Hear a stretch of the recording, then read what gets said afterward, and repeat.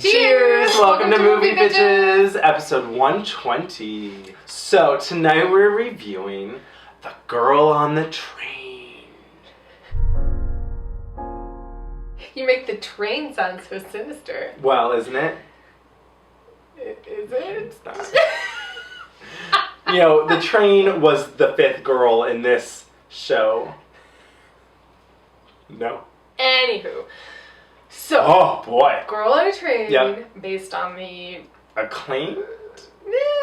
Selling book? best-selling book, Girl on a Train.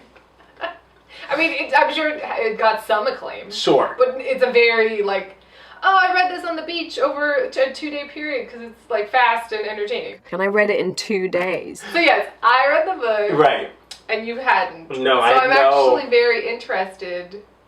Because for me, this movie's gonna get compared to Gone Girl. It just is. The Sure. book got compared to Gone Girl. Gone Girl started the phenomenon of having the word girl in your thrilling murder novel written by a woman Sure. with an unreliable narrator. It started the trend. Sure. And even though many of the lead characters are not girls, but in fact women, that's the trend. I So, yeah. much preferred this to Gone Girl. Really? Yeah. Okay. Well, you really didn't like Gone Girl. I really didn't like Gone Girl. And you did like Gone Girl. Mhm. Oh. For me, Gone Girl worked because it was a satire. Was it? For me, it was. Okay. I think if you're a woman, Gone Girl's a different movie. There's a certain amount of satirical black humor going on in Gone Girl. Okay. Where in this, as I felt in the book too, was depressing. Here's the main difference. Sure. And this is just a me thing. Sure. But Gone Girl, for me, was really fucking depressing. Okay. Because she's actually psycho. Sure. And I didn't like anyone in Gone Girl. Okay. I didn't like her. I didn't like him. No. Not rooting for him. Not rooting for her. No. Right? And in this movie, I thought they did a really good job. I liked her. I couldn't Yes. help but liking her. Yes. And I was like, I feel for you, girl. You poor... I was like, I would be crazy drunk mess too if I was taking the train every day by my ex-husband's house Sure. that he left me for and seeing his wife and baby. His new wife that he cheated on me with. And then you're like, oh no, but you a few shades of crazy on your own, you know? Sure. And then Yeah. the twists come and you're Yeah. like, oh, but you're not. And so Yeah. that's why, for me, the end of it was fuck yeah. Whereas the end of Gone Girl, you're just like, ugh. Well, I guess we should set it up first, real quick. Right. So, Girl on the Train tells the story of Emily Blunt's character, who is an alcoholic who... Oh my god, it's taking too long. Emily Blunt, who's crazy alcoholic, jealous ex-wife, her husband's left her, cheated on her with a younger lady, and she's obsessed with this other woman who looks remarkably like his new wife, their neighbor, and she watches them from the train. Yeah. And then that person gets murdered. And then that person disappears. Yeah. I just thought the front half was a lot of slow stuff. And, Sure. And maybe that's because I knew what was going to happen. So I was like, I couldn't decide if the movie didn't have any tension because I knew what was going to happen, or if it was slow and didn't have a lot of tension. Both. Okay. I would say.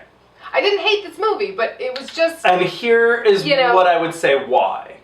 I love Allison Janney, but I had a problem with the character that they gave her where she didn't really do any detective work. She was real laissez-faire about her job. She was like, I'm going to interview you because you seem like a real suspect. We're just about to get to the nitty-gritty of it all. Well, let's leave. Then she's like, that's enough for today. You're like, why? What? Yeah.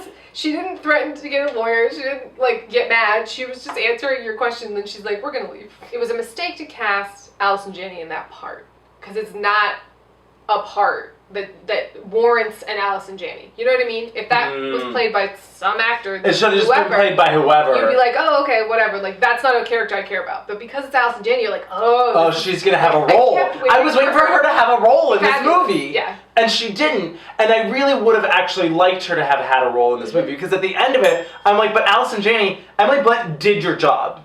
This drunk-ass mess did your job. I thought Emily Blunt was pretty great. Emily Blunt was great. I was worried. I read the book and then found out they were making it into a movie. And I immediately thought, oh, they're going to get some really pretty actress to play this, you know, and softball it. Because in the book, she's a pathetic drunk. Like, Right. It's worse in the book. Like, you're just like, ooh, like, I think they did a pretty good job of that. Well, so I was worried. Oh, you're worried they weren't going to do that. They were going to be like, oh, yeah, she, like, drinks and, you No, they know, went but she's there. still really pretty. And they went there. She looked a hot mess. She looked I mean, this movie could have just been called Smudged Eyeliner. Because that was the whole movie. Sure. Just. It really was. It really was, though. It was just a brief, hot second where I was led to believe that perhaps she was trying to disappear. I want to start my life over again. There wasn't a lot of mystery. That was my problem. There wasn't a lot of mystery. I have a question. Did you ever genuinely think Emily Blunt killed her? Not really. Neither did I.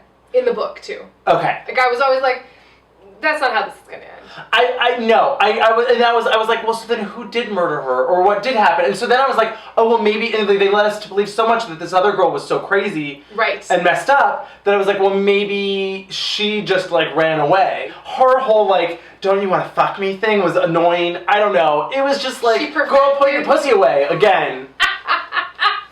She perfected that. I'm gonna look up in the sky and seem dead but sexy. Yeah. Thing. Like, they did that a lot. She also was giving me like Jennifer Lawrence? a poor man's Jennifer Lawrence. I didn't dislike her performance. No. But it was definitely like the whole time I was like, oh, you're almost Jennifer Lawrence. Spoiler alerts. I mean, I guess I wish they'd gotten there faster. to the twist. Yeah. Slightly. But once they do, then all of the mystery's over. Then you're like, oh, the ex-husband murdered her. Totally. I just wish the movie was shorter, is what I'm saying. Okay. Like, it was too long.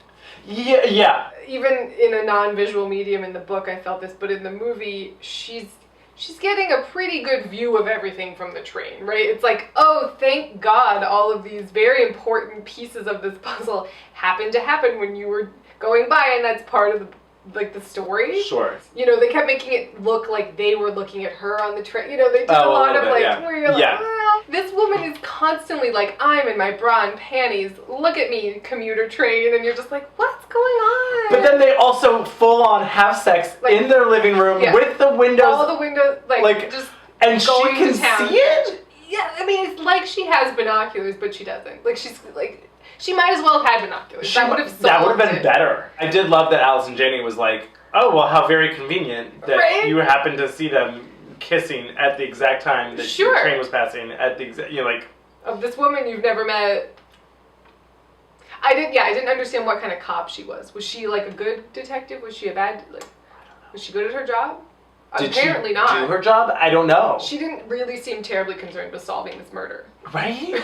She seemed very like, well, we don't have any evidence, so what are you gonna do? I really needed the mystery of it all to, like, the actual twist was shocking, but the mystery of it was like, can we get there already? It was like, it wasn't set up as a mystery. No, it wasn't like, ooh, she's finding clues. It was like, ooh, she seems kind of sad. So this is the same guy that directed The Help. Oh. Huh. Which was another, like, seemingly very close to the book. Right. Not super inventive. Sure. You know, like, solid movies, but not like, oh my god, this is so out of the box. No. I mean, I don't know how I feel about this movie. Mm-hmm. Did I hate it? No, not at all. Did I love it? No.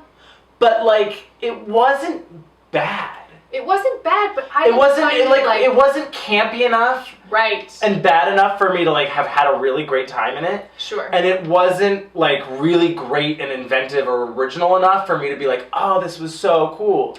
It was just kind of like... That was pretty good. Yeah. I mean, Emily Blunt, I thought was really... She really great. carried the movie. I'm glad it was rated R. Oh, yeah. I mean, it kind of had to be, but you never know. You know, they try and PG-13 everything. But they got pretty graphic. It was real. Yeah. It was fucked up at the end. And I Yeah. was like, oh, okay, they went there. That's good. Yeah, they did. I mean, it was good. It was a good movie. It was fun. It's pretty fun. I mean, come on, it's just like, I don't know why we. What? I just turned into Mickey Mouse. Yeah.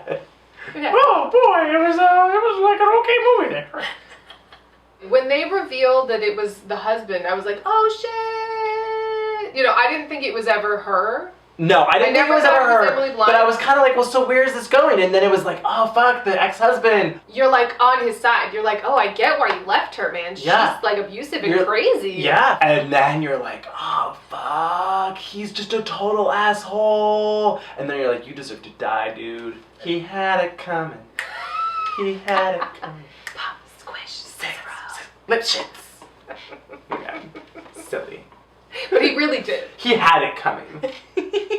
For me, it wasn't stylized enough to be its own thing. No. You know, But it wasn't a bad version. it's not a bad version. You just It's like, not like one of those things where like the movie ruins the book. No. But you wouldn't hate it if you read it. no, you just be like, oh yeah, okay. Sure. That was the book on film. Yeah, there you go. You know, there yeah. it is. I mean, that's very much what it was. It was very much like, oh, that was the book in a movie. It's like when you watch the Da Vinci Code and you're like, this is literally the book. But like worse. But like way worse. This book was a screenplay. How did you fuck this up so much? Right? Well, I mean, And when they cast Tom Hanks, I was like, oh, that's a... Oh, don't get me wrong, I love Tom Hanks, but that was not the right choice. as him, Why not like Kevin Kline or like... Well, and I mean, when I was reading it, I remember thinking, ooh, I want like 99 Harrison Ford or like Ralph Fiennes, somebody who's like sexy but weird, but you could see being a bookworm, you know. You know who I even could see? Who?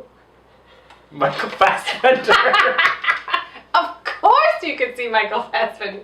Ooh, that would be good. Yeah, because remember the book, he's like kind of sexy. I want to see him in like those 1950s, you know, with the black on top and the silver line, you know, those real classic 50s. Yes. Those. Yeah, that'd be good. What if Michael Fassbender had played the husband in this? I was gonna say that too! But which husband? Either one. I don't think he would. He's not creepy enough to play the ex-husband murderer. I think he could have. I think he could be. Like, and then it would have really come out of nowhere. I guess. Would have been like when I watched What Lies Beneath, where I was like, no, Harrison Ford can't possibly be bad. No, it's Harrison Ford. Oh no, he called 411, 911. Oh my god! Like my head just exploded. Like, ah, you know, it was like it could have been that moment where you're like, what? I guess that's true. It would have been like really like holy fuckballs. You just slayed me. Like not it too Brutus. Like it would have been a lot. I guess I would say you could watch it. You could watch it. It's not too bad. Right. That like I would say yeah, go for it. Sure. It's quick enough that it's like not a terribly long movie, you know. Like you could start it at like, you know, 9:30, 10 and it'd be okay. There's so many caveats and specifics to if you should maybe kind of, I don't know, perhaps watch this film. You could watch it. I think this movie, its greatest attribute is Emily Blunt's performance. Absolutely. And so for that, I would say you could go watch it. Sure. Yeah. Sure. Cheers. It was like a freeze frame ending of like a sitcom. Like, produced by Mitch Horowitz. Like it was like, you know, is this the Golden Girls? What's going on? It was great.